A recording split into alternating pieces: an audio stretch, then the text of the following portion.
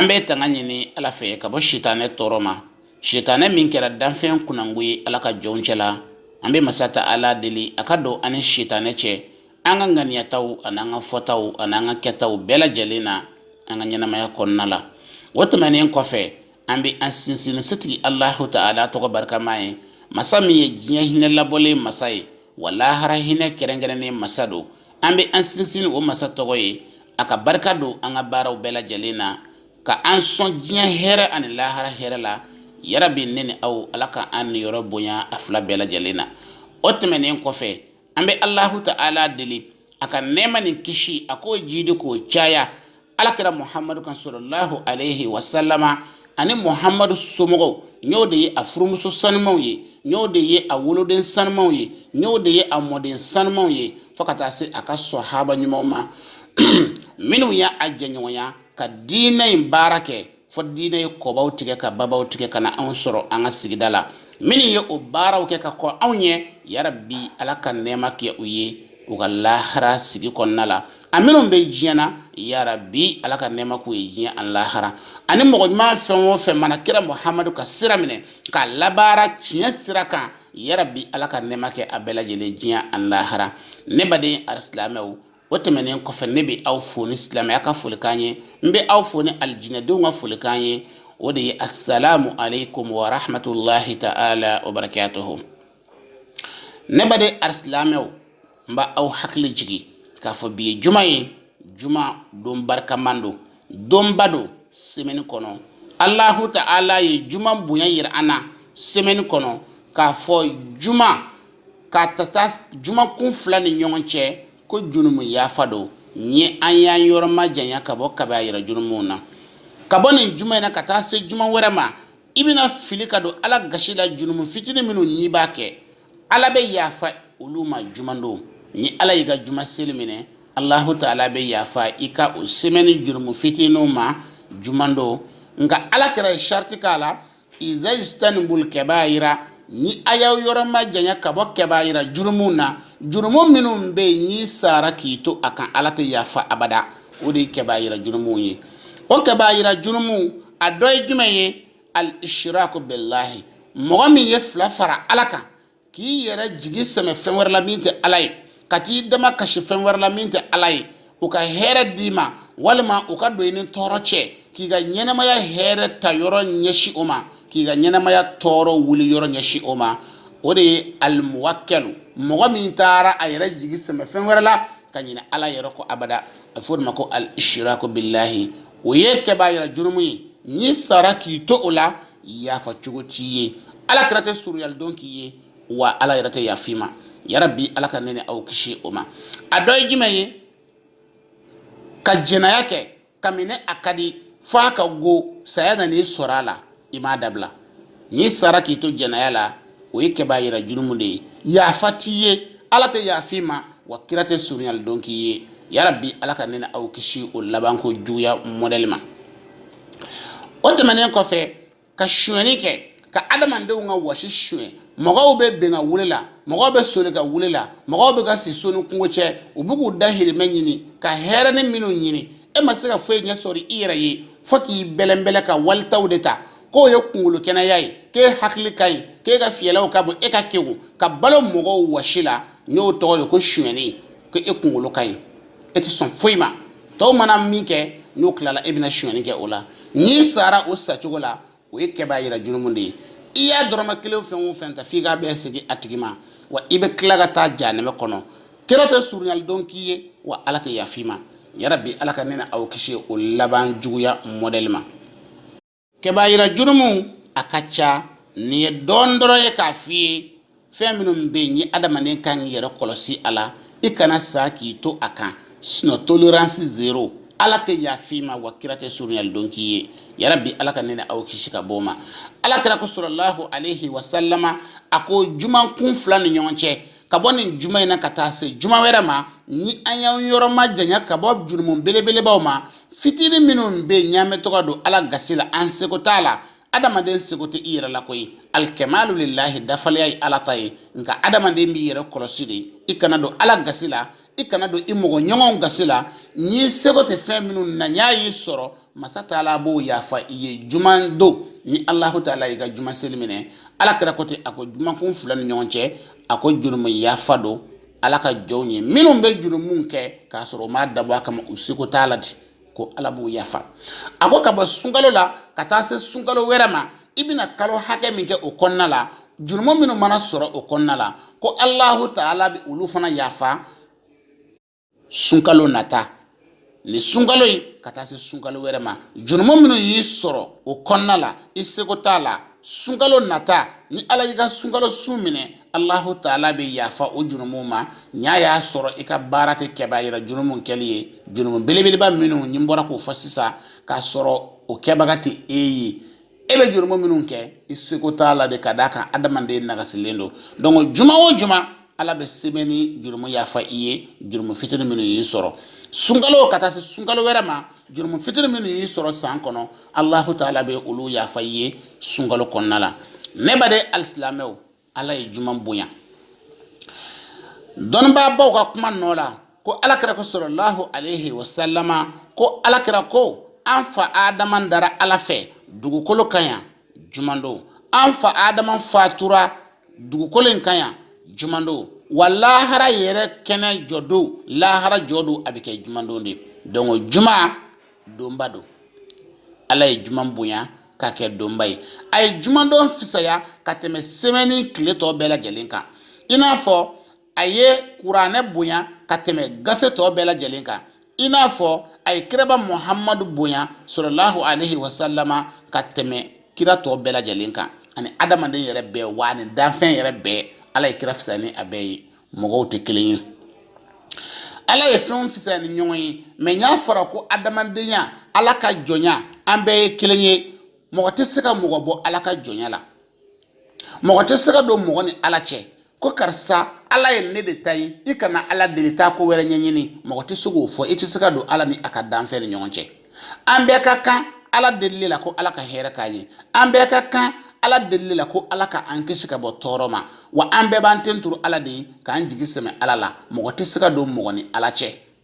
o fanga ka bon adamaden ma ala n'a ka jɔ ni ɲɔgɔn cɛ mɔgɔ tɛ se k'o garanti ta o t'i jɔyɔrɔ ye an bɛɛ ka kan ala nɔfɛ mɛ fɛn min ye jɔyɔrɔ kow ye jɔyɔrɔ ko jumɛn de don an valɛri an jɔyɔrɔ a n'an ka bato ani ka gɛrɛ ala la ani relation ani ala kanu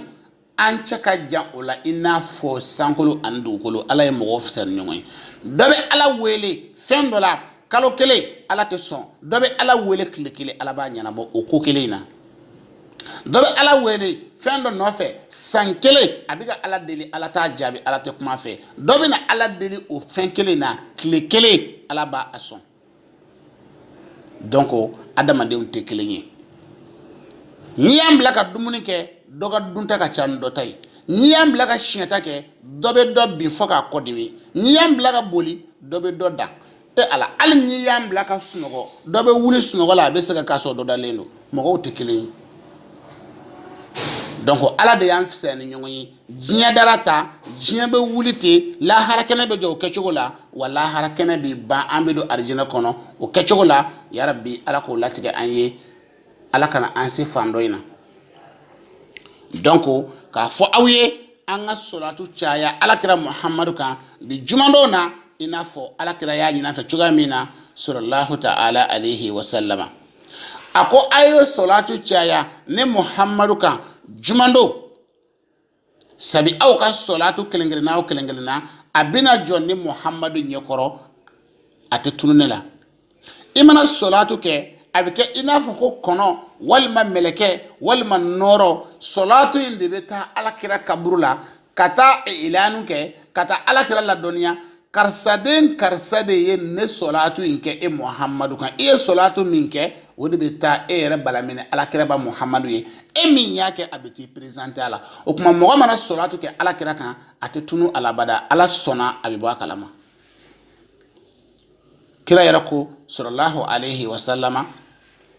a ko ni mɔgɔ min ye solatu kɛ ne muhamadu kan siɲɛ kelen ala ni a ka mɛlɛkɛw bɛ solatu kɛ e tigi kan siɲɛ 10 ni mɔgɔ min ye solatu kɛ alakira muhamadu kan siɲɛ 10 ala ni a ka mɛlɛkɛw bɛ solatu kɛ e tigi kan siɲɛ 100 ni mo me salatu ke ala kira muhammadu kan shiya keme ala na kan meleke o be salatu ke etigi kan shiya bakele ni mo me salatu ke ala kira muhammadu kan shiya bakele harrama allahu jasadahu anin nar ko allahu ta'ala ye wotigi farkulo haram ya ka bo janama tasma donima ya rabbi ala kan neni aw farkulo haram ya ka bo janama tasma donima ne ba de arslamo salatu e jumeyi ka nema nyini ala kira yi salatu e jumeyi ka kisi nyini ala kira yi al fo chogodi اللهم صل على سيدنا محمد وعلى آل سيدنا محمد وسلم تسليما اللهم صل على سيدنا محمد وعلى آل سيدنا محمد وسلم تسليما اللهم صل على سيدنا محمد وعلى آل سيدنا محمد وسلم تسليما ني الصلاة الكلية صلاة ربي أفضل ما كنت صلاة الإبراهيمية اللهم صل على محمد وعلى آل محمد كما صليت على إبراهيم وعلى آل إبراهيم وبارك على محمد وعلى آل محمد كما باركت على إبراهيم وعلى آل إبراهيم في العالمين إنك حميد مجيد بسغاك اللهم صل على محمد وعلى آل محمد كما صليت على إبراهيم وعلى آل إبراهيم وبارك على محمد وعلى آل محمد كما باركت على إبراهيم وعلى آل إبراهيم في العالمين إنك حميد مجيد نفني الصلاة وري صلاة نصر وربي أولوية هرجعين صلاة ويه أولوية كيس صلاة ويه أولوية كعلا كرجع سوريا دوني نو صلاة ويه صلاة جامان دي بي صلاة منهم بي نيباك أبي هرجع سميا أبي دسكون نورا أبي كيس فتنة ما أبي بروتيزي أبي دو على كرجع سوريا دونا براجي نا هيرم موشيتا دو o doy jumay afon mako salatu nuru noro salatu ni bake idu sukumbe noro ni bake abe harjiga dima ni bake abe duwa ujabi kiye ni bake ibe suryal don soro kiraka jamana lahara jodu اللهم صل وسلم على سيدنا محمد وعلى آله صلاة تدوم بالدوامك وتنوير قلوبنا بنورك وتدخلنا في الشفاعة نبيك وتفتح لنا أبواب الخيرات فتحا قريبا وأنت خير الفاتحين ندتوري كالصلاة النور كالنور الصلي نيباك iduskum be noro soro ni bake I harjiga be sanuya ni bake Allah Ta'ala be do jabi ki ni bake abi protéger ni bake abe surnyal do noya I ala kiraka jamal Allah harajodo salatu Allahumma salli wa sallim ala sayyidina Muhammad wa ala alihi ala mbi deli ika nema anin kishi iko ke ala kira Muhammadu kan ani Muhammadu sumogo salatan tadum bidawamika salatu mi ni abe dumi ate kotike abe dumi e Allah Ta'ala ka dumi en tanke e ala be salatu ka kay akana kotike kira ana sumogo ka ala akati nende kuma kore watanwiru qulubana bi nurika salatu bi an dusukun fana noro ne e Allah Ta'ala nore ala noro mana yemo ga min dusukun na kabadala o yukuna ndiade ya rabbi alaka an-noro sabati an dusukuna watadkhulna fi shafa'ati nabiyika salatu fana ka sababu ye akando alakira ka surunyal don jamana lahara jodu e be ka salatu inke alakira de kan ala salatu inke sababu ye akando alakira ka surunyal dona ni kira ye surunyal do ala be son ya rabbi nyaani ne masa Allah Ta'ala fe be jumando bay boya kama ala ka son kira ka surunyal donc nene awye ala yoro lahara jodo ya rabbi wa taftah lana abwab al khairat salatu ngake sababu ye ala aka here udayela anye here minunta ambul ambiga nyini fatahan qariban wa anta khairul fatihina wa aka dayelani mi kunta ala kasu ala here udayela anye kun fayakun akma kana jenya wa anta khairul fatihina wa Allah Ta'ala de here dayela na ubela son here bay mogo be here kuradi mogo ma min kunti bolo Allah Ta'ala ta de kayni abe wa an son here kura la nene salatu in koroy nga atore ko salatu nuru noro soli اللهم صل وسلم على سيدنا محمد وعلى آله صلاة تدوم بدوامك وتنور قلوبنا بنورك وتدخلنا في الشفاعة نبيك وتفتح لنا أبواب الخيرات فتحا قريبا وأنت خير الفاتحين. صلاة إباك شيام مغا أندورو إكا سلو سلو كفي فرد سلو كفي وبيبي لا إله إلا الله محمد رسول الله أبيبي وجهة الدين لما وجهة الدين وفنا بتابع كرا مغان ندور تونا نقرأ نقرأ لا إله إلا الله محمد رسول الله وجهة الدين بتابعني وكرا مغان ندور من تونا نقرأ نقرأ do ko nyakera ibna soro koro do bala jabi do bala jati sira do de bala asigle no fendo de ka mbe duwa wuke awye katlaga duwa woni aw fe ya rabbi bi juma here alaka di amma juma chama ya rabbi alaka yirana alaka bla an shi kono ka heraw di amma shi an kenan laban ko nyuma ya rabbi alako di neni awma wassalamu alaikum wa rahmatullahi ta'ala wa barakatuhu alaka laban ko nyuma di ambela jalema wa akhiru da awana anil hamdulillahi rabbil alamin.